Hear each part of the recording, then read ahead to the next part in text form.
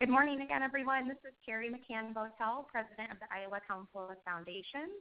We are excited that you can all join us this morning to learn more about the Lectio Institute and the opportunities we have in April for you to participate in Lectio and a leadership opportunity as part of grant funding that the Iowa Council of Foundations received to support the Iowa Campaign for Grade Level Reading.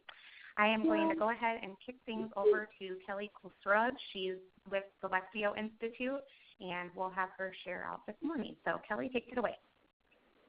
Great. Thanks so much, Carrie, for the introduction and for this opportunity today, particularly as we connect with many of you, new and past partners. As mentioned in my former role at Strategies for Children, I served as the Campaign for Grade Level Reading State Lead in Massachusetts. So much of this Lectio work and our approach that I will be sharing with you today derived from 5 years of those efforts with our Massachusetts communities, and now of which we have expanded to include over 500 partners sitting within 250 organizations across the country.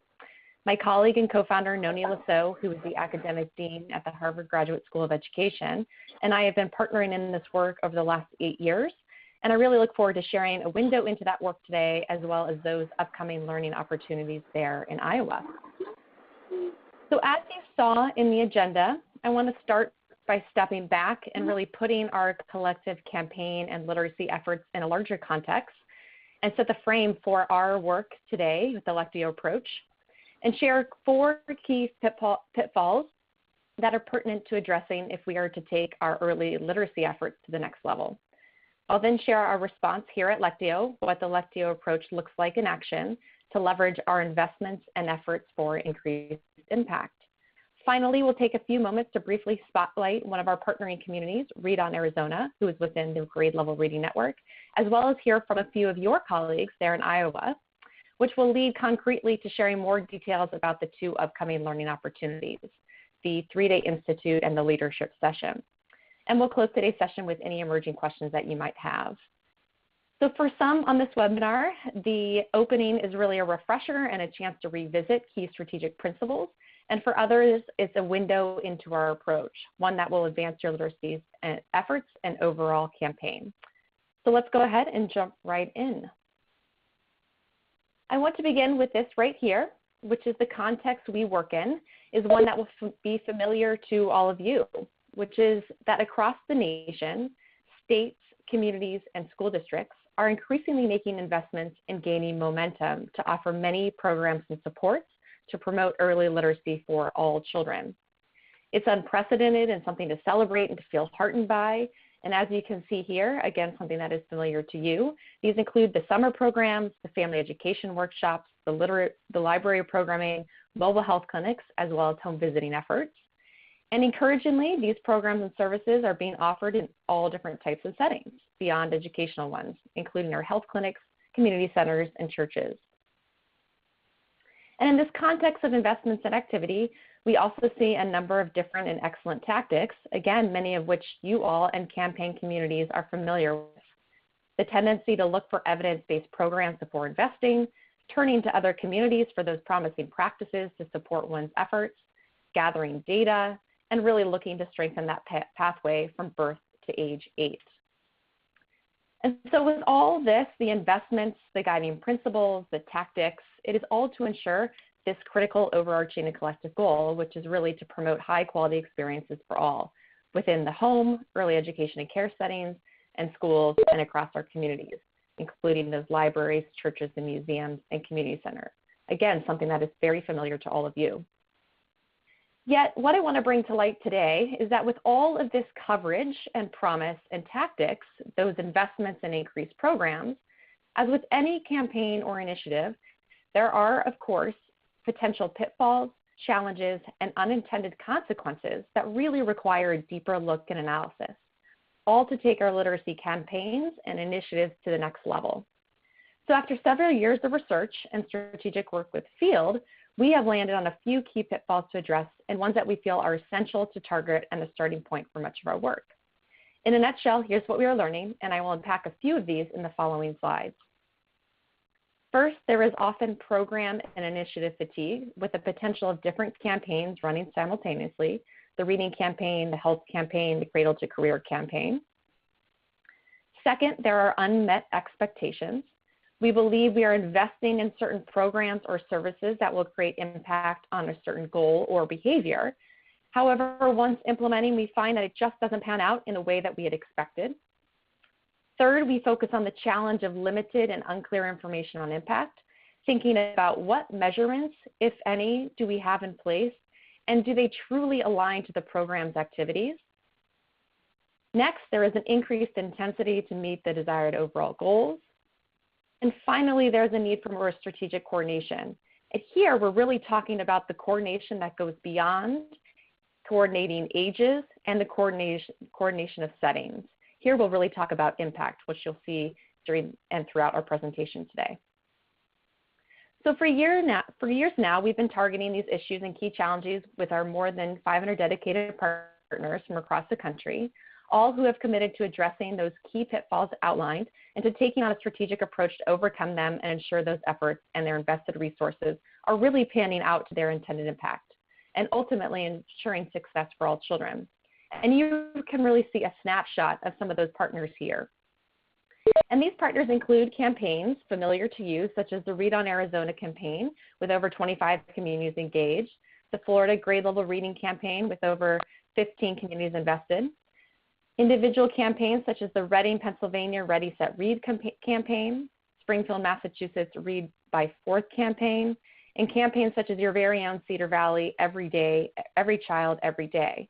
We've also worked with the national program AARP Experience Corps and its many affiliates across the country. So let's take a closer look at these common challenges and pitfalls, understand them, and then really learn about an approach to help address them, particularly as we focus on capitalizing on the progress there, the momentum, and success within your work, and really to take those collective literacy efforts to your next level, something each of our partners has done. So first, there is often a disconnect between what we've invested in and what we expect. So we often expect too much from programs that by design will never lead to the impact we intend. Oftentimes, we use this tool in our work to help support this concept.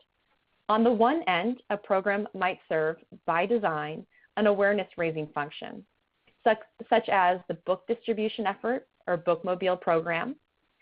And on the other, a program might have an expressed goal to change behaviors, such as the home visiting program. What becomes clear is that all too often, programs and services are guided by the goal to change behavior, but their designs and deliveries, as discovered through a program analysis, actually make them more heavily weighted towards serving an awareness-raising function. This will necessarily mean that we need to adhere to a program analysis and program feasibility, all to understand what function exactly a program serves and what impact we should expect just from its design. Next, we focus on the challenge of limited and unclear information on impact. Today, success is defined by the amount of activities and programs, and we want to remind ourselves that that is necessary but not sufficient for impact. And in many cases, we lack a clear distinction, which you see here, between outputs and outcomes.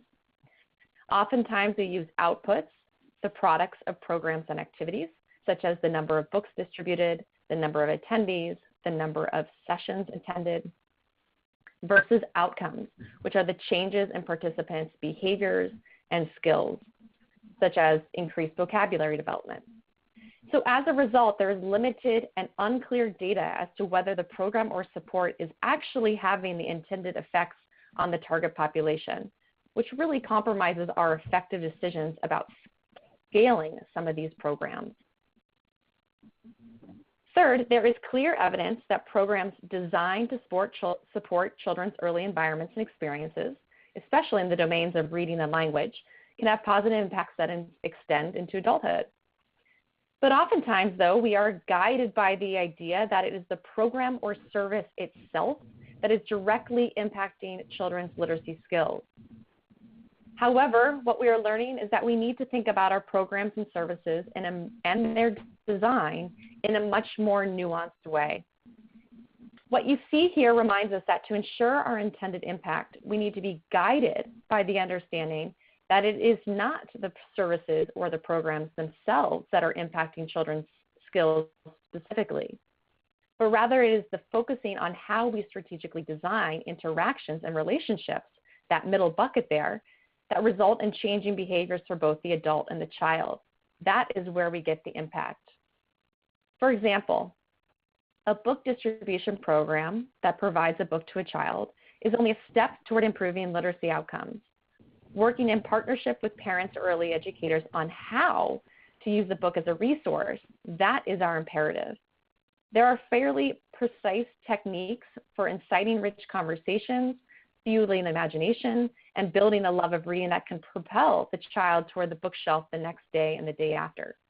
If we design and execute our programs appropriately, we may even propel the child to hand his book to the nearest adult to engage in that shared reading. Together, it is these behaviors and interactions, again, that middle bucket, that promotes the early literacy development and those child reading outcomes that you see on the far right side. So while the book distribution program may be a necessary ingredient, the key ingredient for the child is the interactions, the relationships, and the technique of the intervention. Those are the things that we need to start getting critical with and analyzing, because that is what leads to the child reading outcomes, again, that of which you see on the right-hand side of your screen. So to continue with this example of this concept, we can see that there are plenty of programs and services that might be in this bucket. The Book Buddies program, the one-on-one intervention, the tutoring programs, the after-school and summer programming. And what we know is that it is not that Book Buddy program or the tutoring program or the one-on-one conversation that is driving the child level change or impact or the reading outcome. Rather, it is what is in that middle bucket, what is happening in that program or service, and purposely designing it, such as those back and forth conversations and open-ended questions. That is what is leading to the outcomes. So we necessarily need to attend to program design, understanding what exactly are the program's key elements that are driving the behavior change, and then sharpening the design of those interactions and relationships if we are to drive measurable impact and promote reading development. And finally, there is often a need for more strategic coordination. Again, strategic coordination that goes beyond just coverage, the various settings and ages. In many instances, there are inefficient redundancies across the collective effort, confusion among educators and leaders, stakeholders and providers, and again, that initiative fatigue with the potential of different campaigns running simultaneously. So, what will it take if we, communities, states, school districts, funders, are going to overcome these common pitfalls and convert the tremendous amount of momentum and investment into measurable impact, particularly in promoting young children's language and literacy development? It will take a more coordinated, high-impact approach and analysis, an analysis that works at two different levels. One, the individual program analysis, to give us a clear understanding about how and why a program leads or does not lead to those intended outcomes. And then at the programmatic landscape level, leveraging those results from the individual program analysis to really start to understand gaps in programming and or a lack of strategic coordination, again, that goes beyond ages and stages and focuses on impact, all to plan and prioritize an even more strategic effort on that collective level, whether that be across a community, a state, or a district. So what might this approach look like in action, engaging in this impact analysis at both the individual and programmatic landscape level? Let's take a case example from the campaign for grade level reading community. First, using the bingo card as a guiding framework, we can really gather a sense of the campaign's current efforts, the partners, and see issues of coordination and alignment. In taking a closer look within one of these areas, in this case, school readiness, for a given community, we might see a number of different programs in play. The family literacy workshops at the WIC centers to support parent education, or the Reach Out and Read program to get books into parents' hands. Programs such as Abriendo Puertas, which encourages Spanish-speaking parents to be their child's first teacher. The community then might have a mobile vision clinic to promote early screening and vision care and to increase that access to those critical services. And the community's campaign might include programs targeting families within a public housing environment, such as the Parent-Child Home Program or the mobile library utilizing volunteers. So we necessarily get a sense of programming in this assurance area. We can then imagine if we zoomed in within each area on the bingo framework, it might look similar or quite different, allowing us to see what areas our campaign efforts have covered and which areas have not yet been addressed. However, we know that coverage and understanding coverage isn't going to be enough to get to our intended impact. We are going to need an approach to take us a step further to ensure that we address these common pitfalls and inherent challenges within any collective campaign, and importantly, to move from coverage to strategic alignment for impact. So this is where our approach begins. So our first step in our impact analysis is to gather an inventory of the overall landscape and ensure all those programs of which you're investing in are captured, all to lay the foundation for the strategic analysis. Then we begin the strategic program analysis at the individual level.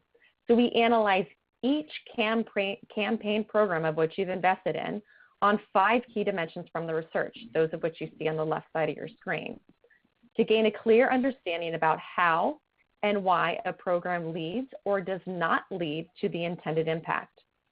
So to support this self-study analysis, teams use what we call our program design evaluation tool, designed around these 5 dimensions: the population profile, the delivery mechanism, the dosage of the program, the staff development within the program, and the evaluation within the program.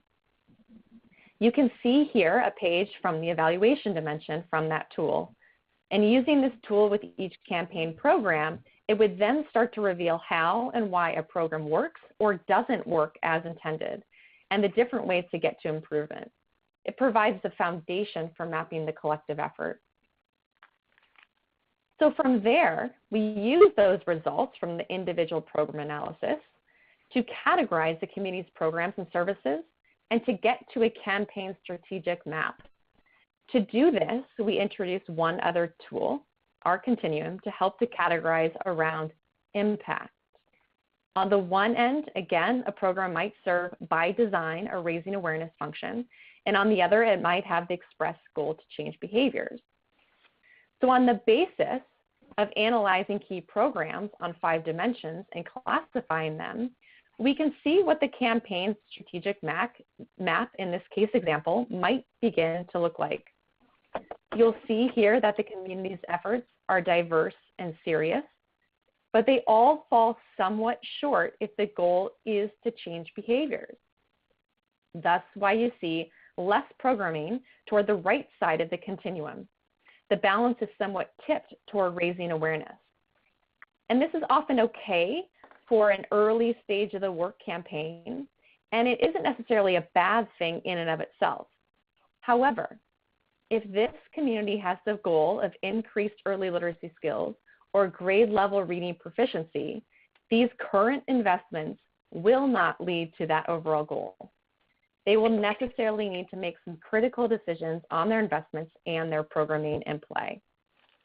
So given this strategic map, the campaign now has just a couple critical findings at hand, and here's a snapshot. At the collective level, they realize they have many more programs serving a raising awareness function, and largely a one-size-fits-all approach at this point. And through the program analysis at the program level, they realized there were often no indicators of impact, and that staff training efforts were actually low intensity. So given this strategic map and these findings, the campaign partners are better set up now to think more strategically, to use data to drive decisions and to identify priorities and determine their roadmap, and really ultimately to get to better outcomes. And these are all leading to some resulting decisions of what you see here.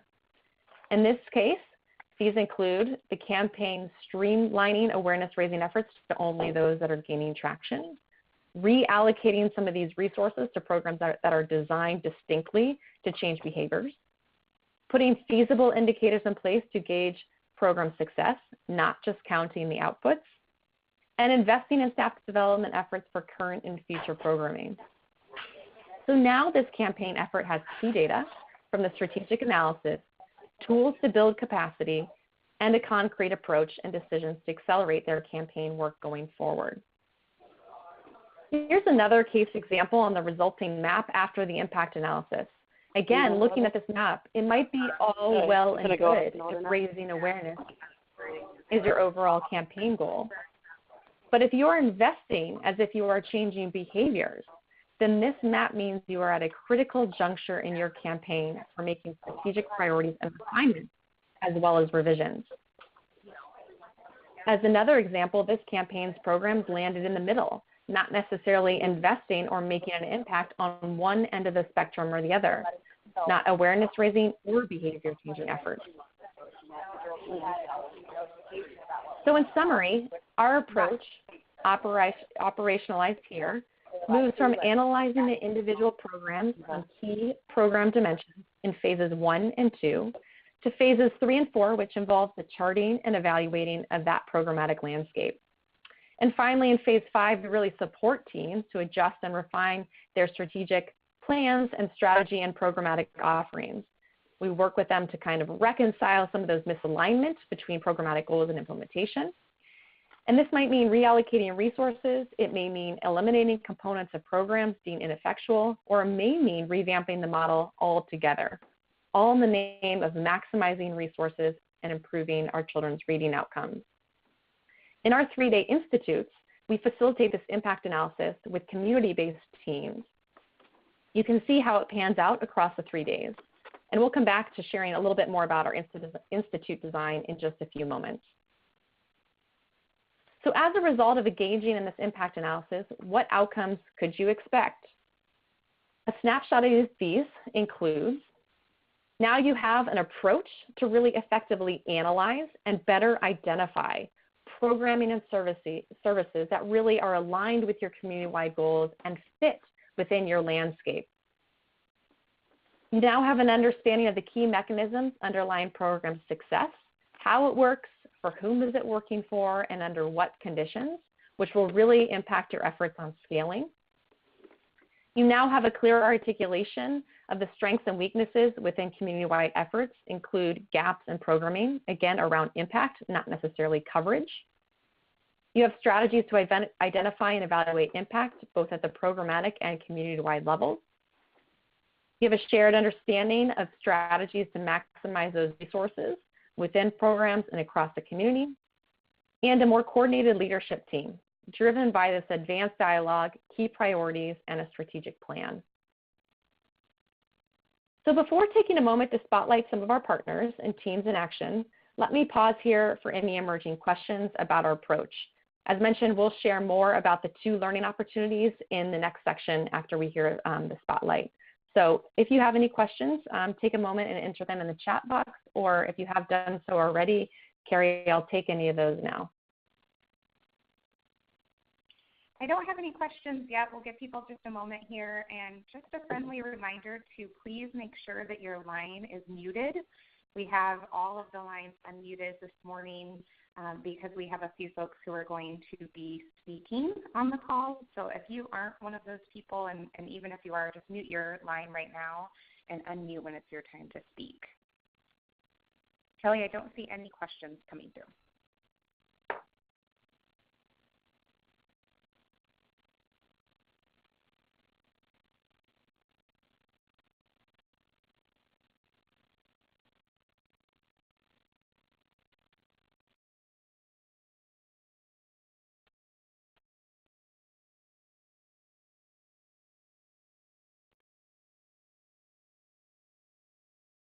Okay, nothing yet, Carrie? Nope. Okay, we'll go ahead and move on. And again, we'll have questions at the end of the presentation, so feel free to continue to enter them as we go along here.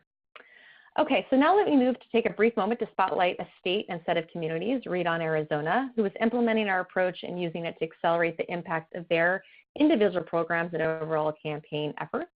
And then we'll hear from a couple of your colleagues how the approach, the Lectio approach has impacted their Iowa campaign efforts.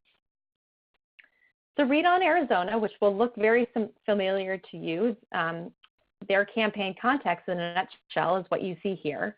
It's a statewide public and private partnership of agencies, foundations, and community stakeholders, again, reflecting very similar elements as your campaign there in Iowa. It was launched in 2013 and includes 25 communities and over 500 partner organizations. And they really target 4 key areas of early literacy strategies, professional development, assessment, and family engagement. Early on in the campaign, they lay the foundation with their community and state level partners, really focusing on both those campaign grade level reading assurance areas and a few others. And you can see those again in the bubbles there in this Read On Arizona diagram. And within Read On's approach, they have outlined the effective literacy practices, guiding concepts, and promising programs that really exist within each one of those 5 focal areas. Yet they knew there at Read On Arizona that in this next phase of work to really accelerate the campaign's progress, they knew that coverage and just investing in research-based programs was not going to lead to sustainable impact or effective scaling efforts. So they invested in a few key next steps with our help. They created a strategic map of the landscape within all of their grade level reading communities, the state level initiatives. Again, it wasn't enough to simply show our coverage, but they needed to see how these efforts collectively aligned and leveraged one another's impact. They also worked to build the capacity of Read On community members, those state level partners, as well as funders and grant makers, to effectively analyze the programs and services and initiatives to really ensure they are aligned with their determined overall goals, and to better identify effective programs and services, almost a vetting system and approach, so they could determine what programs would actually fit within their landscape based on outcomes, not necessarily coverage.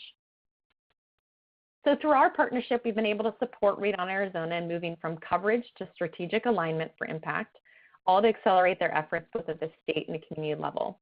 So as an example here, you can see their family engagement strand, and it shows a number of programs that may look familiar to you that Read On Arizona has listed as promising and ones to possibly invest in. Some distinctly focus on literacy, like Raising a Reader or Make Way for Books. And some include the health sector, like the Reach Out and Read programming and parent education efforts. However, Read On leadership knew that simply providing this list of programming and encouraging partners to invest in these programs was not their goal and was not going to get them to measurable results. So to build from this foundation, we worked with over 15 communities and state level agencies to really ensure that those investments and the programs they selected led to their intended results.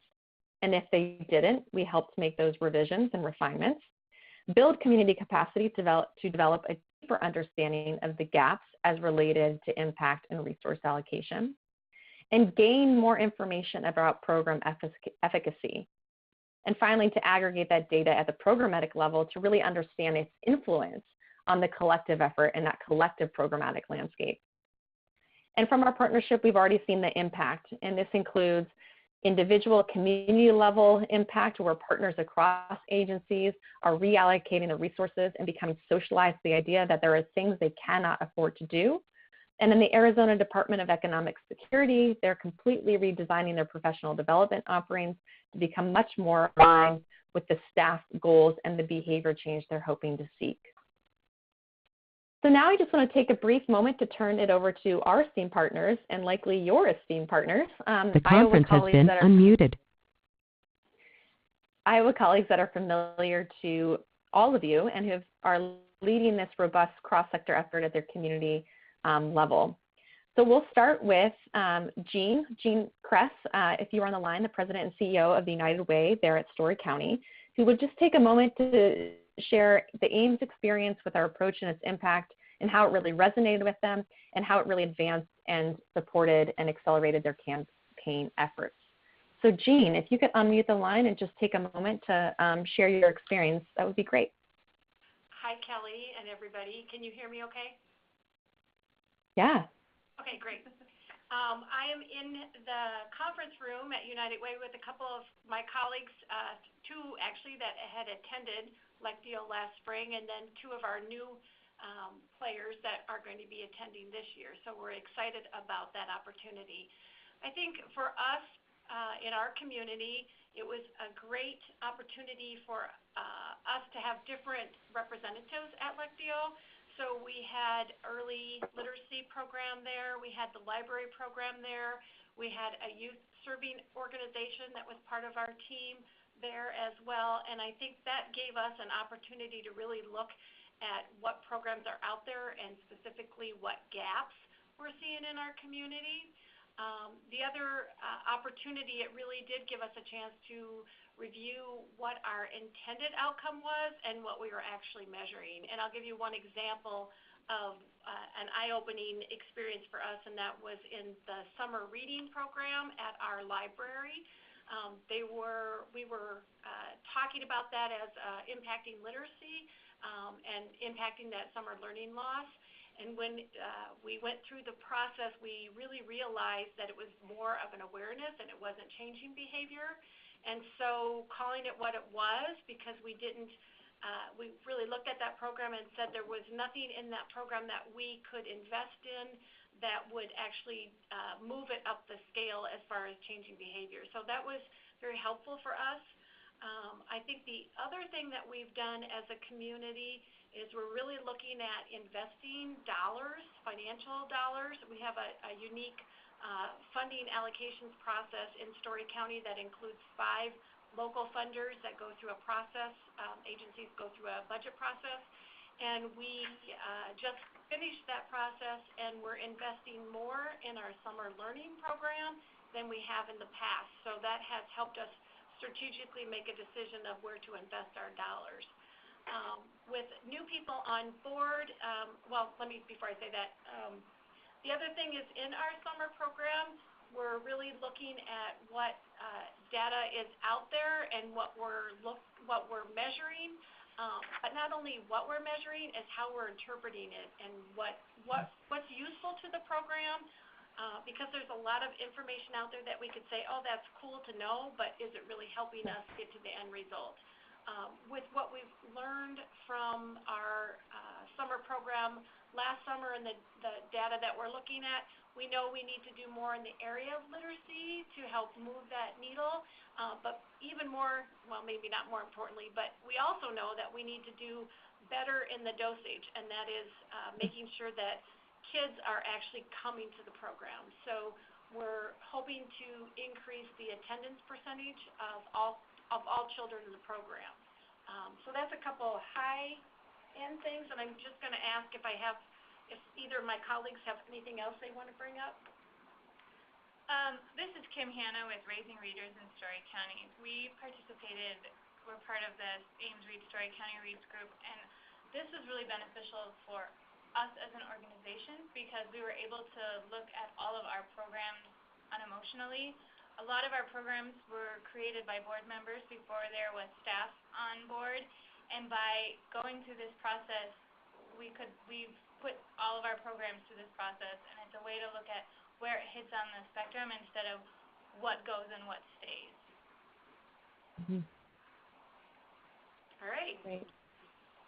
Thank you so much, Story County. And again, it's great to hear and I think inspiring to hear how the impact of both organizational change as well as community level change, and to really get to the point of we have a finite set of resources, time, money, and human capital. And to your point, Jean, right, this idea of how can we strategically invest those financial dollars, the money aspect, into the programs that we know, again, will be the ones that collectively will make a bump toward that impact in our overall reading level or reading outcomes. Thank you so much for sharing. You're welcome. And is Lakeisha Beasley, are you on the line from Cedar Valley? Yes, can you hear me? Yeah, perfect. Lakeisha, it'd be great to hear your insights and reflections from your time at the Institute with the approach. Great. Well, hello, everyone. I'm traveling, so I'm sorry if I go in and out. Just let me know. But just to kind of talk about our experience, Lectio was great for us. The people who attended was myself, but we also had a lot of people from the school district, the Waterloo Community School District, and we also had our partners from the YMCA and Cedar Valley Readers.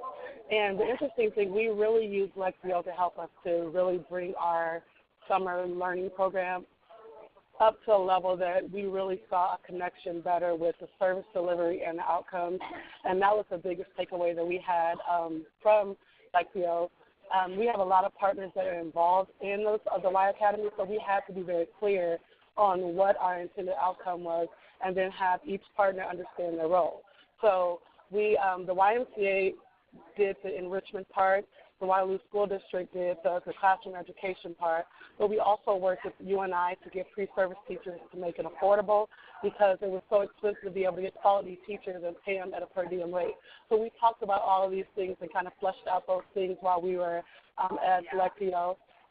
We even looked at, things that we had involved in the Y Academy. Was it really contributing to the intended outcome? So that was the biggest takeaway. We, asked ourselves, okay, if we do this, will this actually be, create a connection to the intended outcome, which was to make sure that kids were not experiencing summer learning loss, but also to increase their reading proficiency. So Darren Hanna, who was the director of elementary education, he was very involved, very, wanted to know our feedback and things like that. And this Lectio, having the tools that they gave us, even after we left, we went back and we looked at, okay, what type of evaluation tools do we need? We did not wait till the end to develop it, but we developed the evaluation tools right at the beginning. We also incorporated more professional development and ongoing professional development because we didn't really have that. We were so focused on the kids and, classroom instruction, but we really weren't looking at having that important aspect of professional development and it being ongoing. And so we were able to really use the tools that Lectio provided to be able to really meet and continue to plan, and we're using it right now, even this year, as we're already starting to plan for the Summer Academy.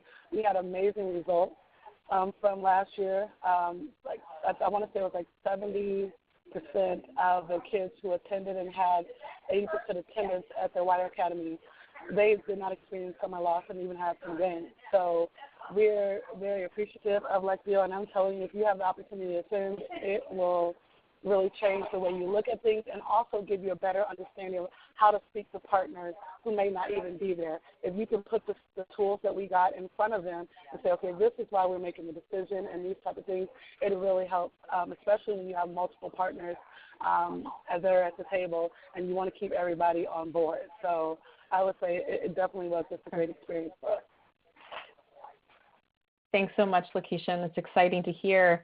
Again, the whole purpose of this approach, right, is it's something you can continue to use, right? It's not a one-off opportunity, but the tools are there, the approach is there for you to come back to and circle back to throughout the campaign stages. So the idea, right, that it's you know, to your point, you continue to use there now, right, a year later, and hopefully, right, as you're saying, down the road, it's really serving to support the purpose and what the Institute is designed to do. So thanks so much, Lakeisha, and look forward to talking to you. Great. So now you can kind of get a sense again of a little bit of what that work looks like in action. And now I want to just take a few moments here before we open up to broader level questions that you might have about both the approach and the learning opportunities. I want to share a little bit more concretely about those two upcoming learning opportunities that we have and ways you can participate. And these, as you can see here, include the 3-day institute, and it's open to all communities. And the 1-day leadership session is open to those who have participated in last year's institute. So let me begin with the Lectio Institute, the cornerstone of our work and where we move through our impact analysis across the 3 days, as you'll be reminded of there on the bottom of your screen. I just want to give you a brief sense of what to expect and that team-based approach with which both Jean and Lakeisha talked to. So you'll see that the Lectio 3-day Institute sits within a cycle of support and one that reflects the cyclical nature of leading and implementing a change process. So there are 3 components here to the support. One is a pre-institute webinar. So prior to the 3-day institute, we have a conversation with each participating team to really discuss the advanced preparation, hear more about the context, the team's current efforts, and answer any questions. Then, of course, we move to that 3-day institute. This is really the crux of our work. where we take community teams through the multi-stage impact analysis, that of which I discussed today. And finally, we follow up with a debrief and strategic planning follow-up call. And we provide this opportunity to really ensure with each team that you can further connect those institute learnings and really work to your team's individual context, further supporting advancement towards impact. So again, with the institute design, what you should expect across the 3 days, we'll return to this slide here. So across those 3 days, we engage in the multi-stage impact analysis, begin working at the individual level, analyzing those programs, using that program design evaluation tool, and then working through on day 3 to the collective analysis, really getting to that map from raising awareness to changing behavior and seeing how your programs and services align around that impact and whether they actually meet your overall intended goals. And then we consolidate your data on the final day from those tools to really get to some strategic decision making, the prioritization, so you can really start to take those learnings and the analyses and really begin to prioritize and move forward on the findings. As you've heard, we designed this institute around collective action and change and really take a unique team-based approach to the work. All too often, I think many of us have experienced this, excellent professional learning and guidance is usually designed for and offered only to the individual and really compromising its impact on problems and issues that really demand collective action. So given that, we work with teams, again, as you heard from both Lakeisha and Jean, that are comprised and made up of various stakeholders.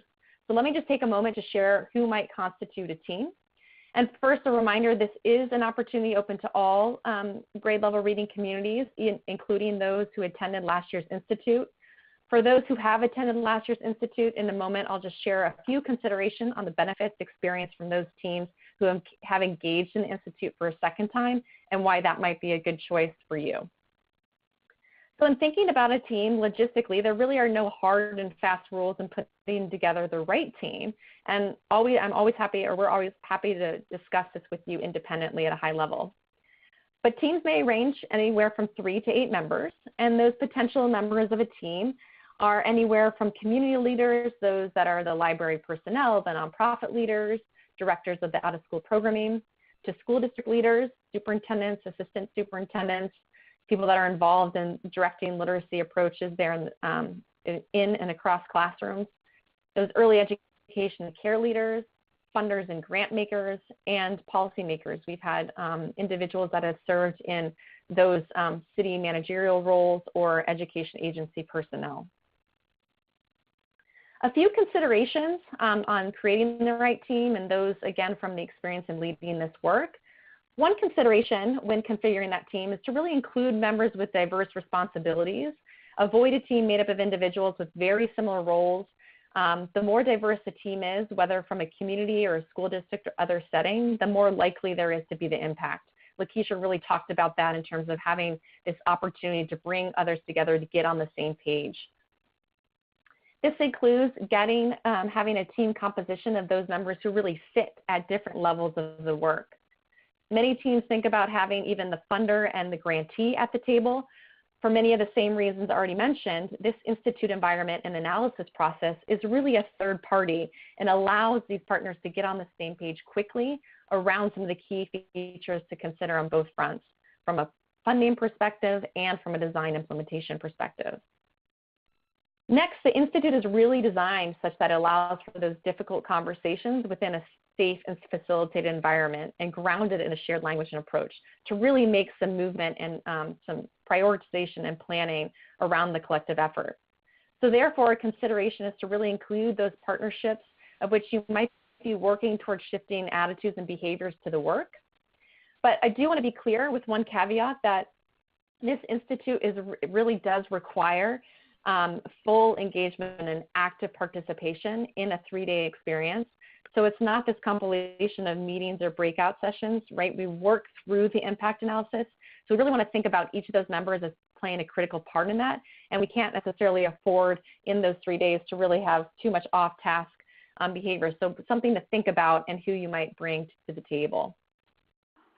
Another consideration is to leverage that opportunity to crystallize newly defined or emerging partnerships.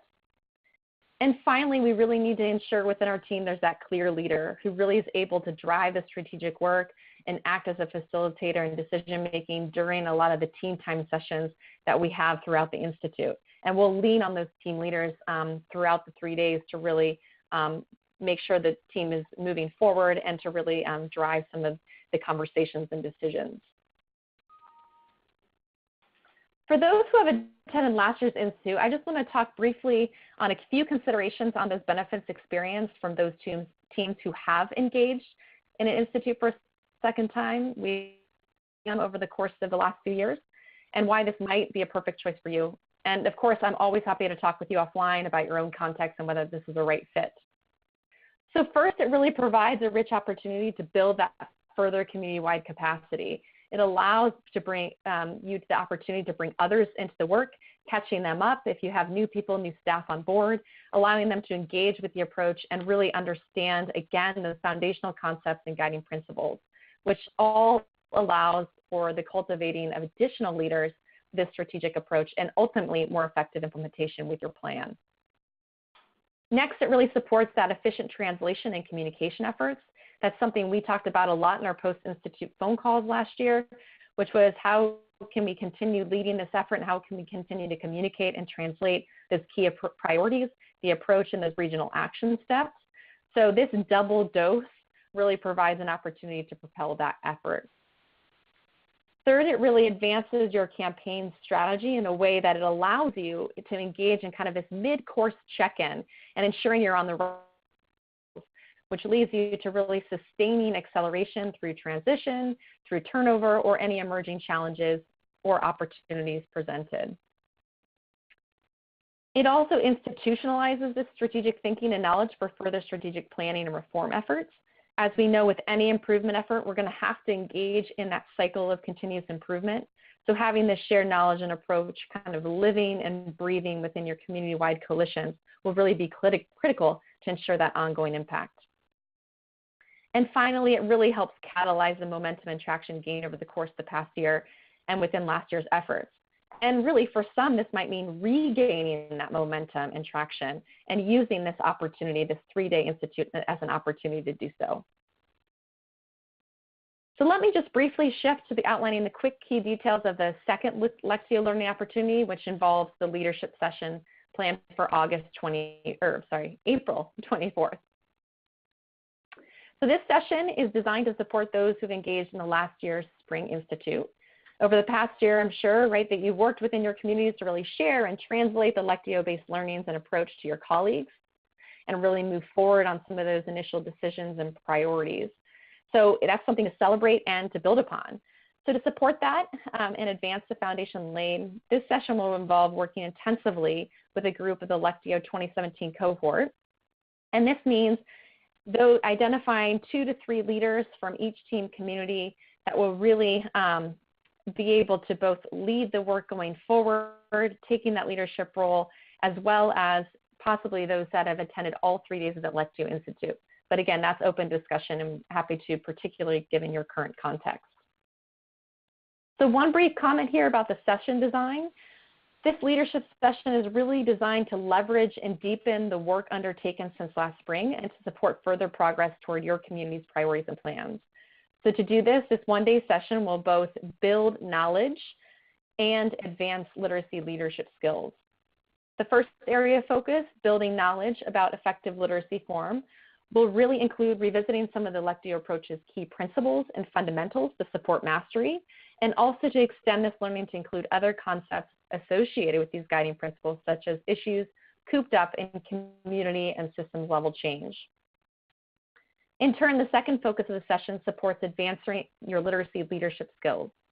So as we know, to advance this work and to get to the community impact that you hope for, we need continuous leadership of this strategic change approach as new issues, challenges, and campaign transitions emerge.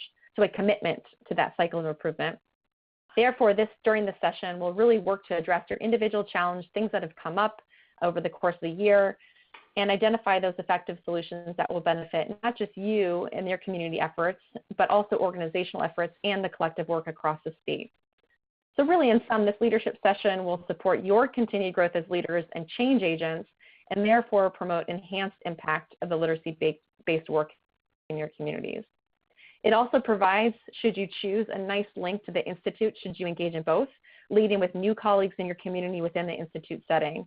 We've done this in Arizona and others across the country, and it's been widely successful, and so I'd be happy to talk again more with you offline about this opportunity.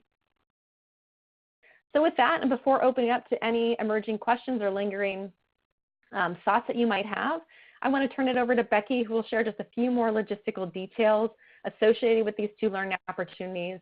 And again, then we'll open up for emerging questions. So Becky? Thanks, Kelly. Can everyone hear me okay? Yeah, I think good. All right, good. So I'm so excited that we have the opportunity to bring you and Noni back again, and that we're adding on this leadership session that was really a result of the feedback that we received from the teams that participated last year. So I think we have a terrific opportunity coming up in April. A few people have asked where the Institute is going to be held. We have not made that decision yet. It's going to depend on the teams that actually sign up. So if we have teams from both sides of the state, we'll likely be someplace centrally located like Des Moines. If we're scaled more, for example, toward the eastern side of the state, then perhaps we would look for a location there. This year we are requiring a match contribution for those teams that are going to be participating. We are able to offer the Institute at it's quite a bargain for those of you who are able to attend as opposed to taking your team to Cambridge for the on-site Lectio Institute on the East Coast.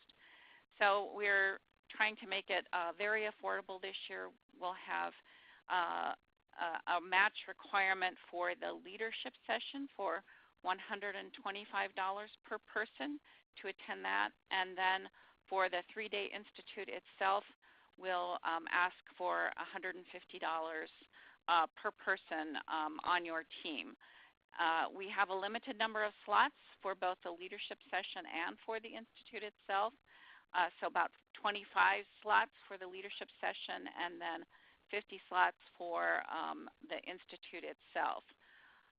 We will be sending out, following this webinar, an interest survey to you so that we have a sense of which teams are interested in coming to the Institute itself. So look for that email coming from me in the next day, hopefully yet as early as today. And I think that's it. Carrie, anything else that I'm missing? Nope, I don't think so. Okay. And if you have any questions about cost, anything like that offline, feel free to reach out to me.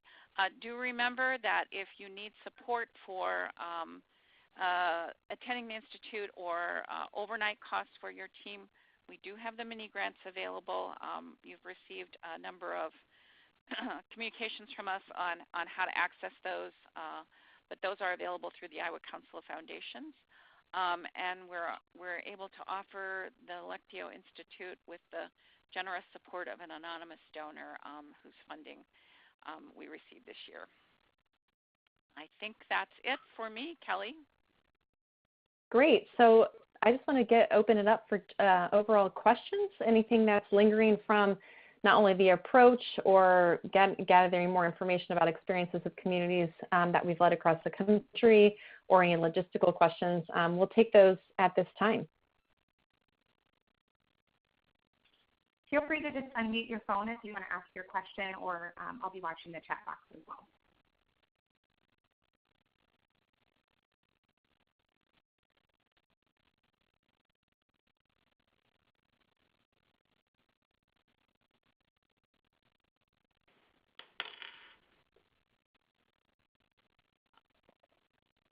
Kelly or Carrie, am I still unmuted? It's Becky.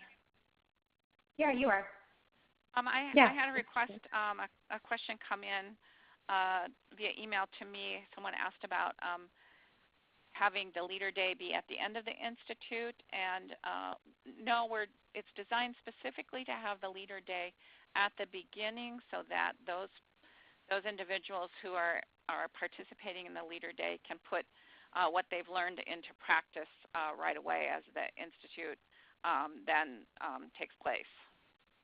So it's deliberately designed exactly. that way. And right. And so if you're the individual who asked that question, I'm happy to talk a little bit more to you offline about that opportunity, because we've done this in the past with again many teams, a handful of teams across the country. And so in the way of which we designed it, talk a little bit more about the way of which you can use that leadership session to really support if you choose to be a part of that institute. So happy to talk more about that if you'd like.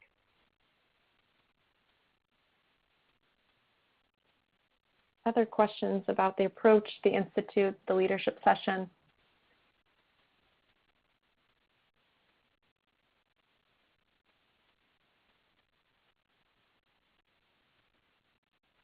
Okay. Well, here is my email at the bottom of this screen. In the case that, again, there might be some offline things you want to talk about in terms of the approach or the actual design of the institute or leadership session. And then, of course, Becky has offered, if you have questions on the logistical side, her information so that she can support you on that end. But just want to thank you so much. Again, it was great to connect with past colleagues as well as connect with some of you that are new and we haven't met so far. But Noni and I couldn't be more thrilled or inspired to be continuing this partnership and look forward to hopefully seeing some of you in April. So thank you so much. And Kelly. Yeah.